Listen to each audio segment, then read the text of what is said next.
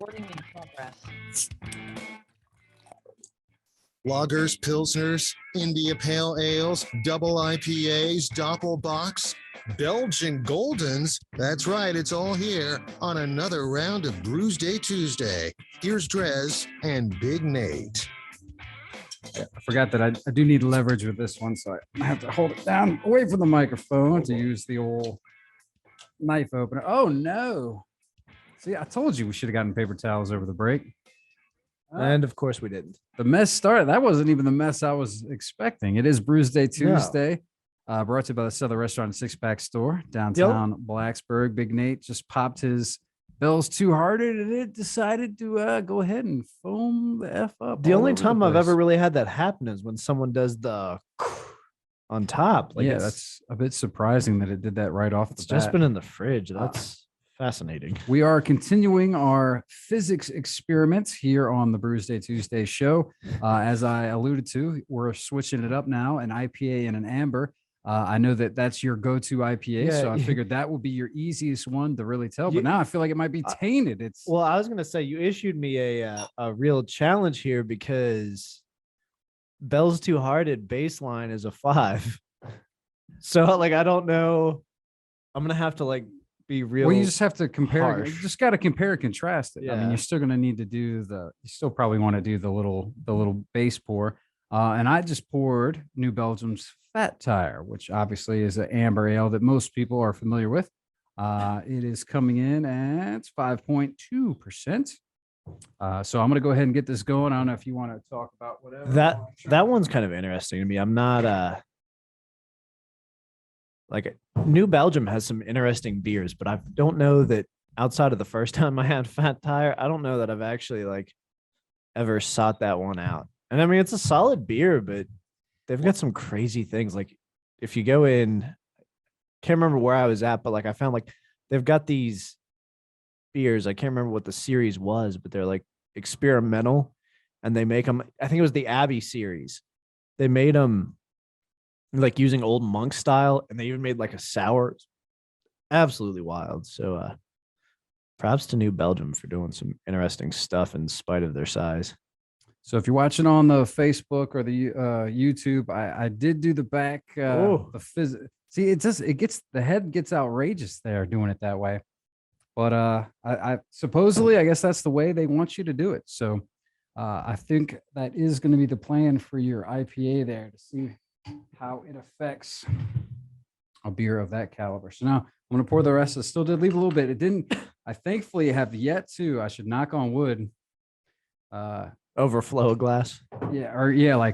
When you're doing it back and it hits the bottom of the bottle. This is going to be the time, I think. Yeah, probably. So let me give it a rinse. Yeah. All in all, how did you come by this? My BB gave it to me. I had never heard of it before. She's an incredible gift giver.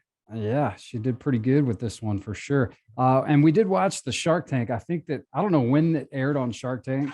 See, it'll do something like that. And then you can imagine with beer and foam, that's no risky. Bueno. So, but this model looks quite a bit different than the one on Shark Tank. And it's more sleek. You said, it's smaller. So that works out. No, it's a beautiful design. It's pretty solid. I wonder. See, I have not watched the Shark Tank, but I do wonder if anyone bought in on it. Oh, they did. They did. Yeah. Oh, yeah. Because I mean, it's such a. They were fighting over it. That's one of those things where everyone wishes they had a tap in their house or multiple taps. Like this, every beer. It's already done. So yeah, this I should have made you use a pint glass because that's an easier gauge for me. And it's also easier because it's when you're doing the back foam thing, it says you should have it in beer a little bit. So with that's the glass throws it off. But either way, you got a big head on there. So all right, we'll see how that one does. But it's that to me would replace the need for the kegerator I have, because that's the other thing is with a kegerator, unless you're getting the really small pony kegs, you really got to commit to drinking the same beer for a few days in a row, and sometimes that gets old for me. That honestly is absolutely brilliant. Well, I figure, I mean, so your reasoning for buying the pony keg is just because you like keg beer or like prefer it out of the tap rather than just efficiency. To me, that would be the reason to get a pony keg. Is it's I would think it's cheaper than buying the same equivalent in cans or bottles. Well, so I mean, first of all, the kegerator was just one of those things where we were buying the house; it was already installed, and basically we said, "Hey, you leave that," and they took that offer probably because they didn't want to haul it out of the bar because it's a little tricky. Still got to finish decorating down there. But yeah, because I mean, if you buy a full-on keg, I feel like I don't throw all that many parties down there. I'm not entertaining many people at once, and a keg's gonna go bad in a few days. Like, I don't know what the shelf life is with the actual kegerator, but it can't be that long. Yeah. So that's kind of my reasoning for going for the smaller one. Makes sense. Absolutely makes sense. But So with this, I may just convert that kegerator into a regular beer fridge. So I don't know your first impressions or if you've even tried, I guess that's your baseline. And then you got the Fizzics version, but first impressions for the fat tire is that the Fizzics almost dulls the taste, like in some of the flavor, because I guess, I don't know if it's just making it smoother. And so you just don't quite get everything with it on this amber, but so far, after the initial sip, I think I'm leaning towards I like the fat tire better from the bottle than the Fizzics. That's as of now. That's interesting because I've got the exact opposite thing going on over here. I feel like it opened it up much more. I mean, again, this one tastes like an actual, like, honest to God draft pour. Now, as far as aroma, I can definitely smell it better, as you would imagine, with doing the foam aeration sort of deal with the Fizzics. It definitely has a much better nose over here. That's intriguing to me. I don't know. I don't know that I've ever had an amber off draft because it's usually not my go-to when I'm ordering. I'm not gonna. I don't know. It's. I could see it being better in a bottle. To me, that's a nice like fall tailgating beer. Is the fat tire and amber, stuff like that. So I don't know that I've ever been in a scenario where I would be like, yeah, you know what, hook me up with that fat tire. Yeah, off the tap. No, actually, now that you put it that way, I'm sure I have if I was to look down through the Untapped and sort through it. But yeah, for some reason, I mean, I'll keep doing the back and forth. But right now, I'm leaning towards the bottle on the amber. There's probably some like snobby amber fans out there like, that's sacrilege. What the hell's wrong with you? But yeah, I mean, that is a, it's fall. You got chili going. Just crack open a bottle. I mean, either way, the lacing still holds up very nicely on both. It is beautiful. I mean, it's a good beer. Again, Instagram worthy. But this Bell's, it feels like I'm getting much more of the different flavors, whereas with the bottle, which is the way I most often enjoy it, and usually it gets a 5. So again, Fizzics definitely makes it better. It makes it smoother. And it definitely honestly, now that on this last sip, now I'm leaning more towards the Fizzics, because I don't know, like the bottle, it has a bit more of a bite. The Fizzics, it's so much smoother. So I guess it depends on what you're looking for. Like sometimes with some of my beers, you kind of want that bite. It's what you're looking for, Whereas the Fizzics might just kind of like vanilla it out or smooth it out. Whereas maybe you want that, I guess. So I think here with this being an IPA, it's crisper. I could see that. Like, I mean, obviously having more carbonation, although not that there was any lack of carbonation going on with the Bells. Well, you might have lost it with it exploding like that, Might have lost some. Yeah. And that's the other thing is I wonder, if it hadn't exploded like that, if that would change the science behind it. But bravo on the Fizzics here. So your team Fizzics? You're gonna put it on your wish list all the way. Both, yeah. Get that keg tap out of there, fully surface the bar, and yeah. I'm not gonna lie, I was hesitant at first, but the more I've been using it, the more I'm like, okay, yeah, this is pretty solid. My only thing with it would be, if you're having a party and you want to show it off, that'd get real inconvenient to keep having to rinse. It would take a while. Yeah. Like, look, we're all drinking the same beer because I'm not doing this all day. No. And you probably don't really need to do that. I'm just such a, when it comes to beer, I want it to be as proper and pure. If you're especially on the show, we're trying to. It looks like it's stainless steel, that tube inside, but still, like, it's something that's gonna linger. Like, I can see some of the bells just dripping off. Yeah, there's going to be a drip. So I mean, basically, I do the rinse if it's different styles. If it's IPAs, if I'm just drinking different IPAs, I'll just let it ride. But if BB wants to do a sour through there, I'm not about to do a IPA after that her sour. So good Lord. Yeah, that could be a nightmare. So has this changed your at-home drinking habits at all? Like, do all beers go through the Fizzics now?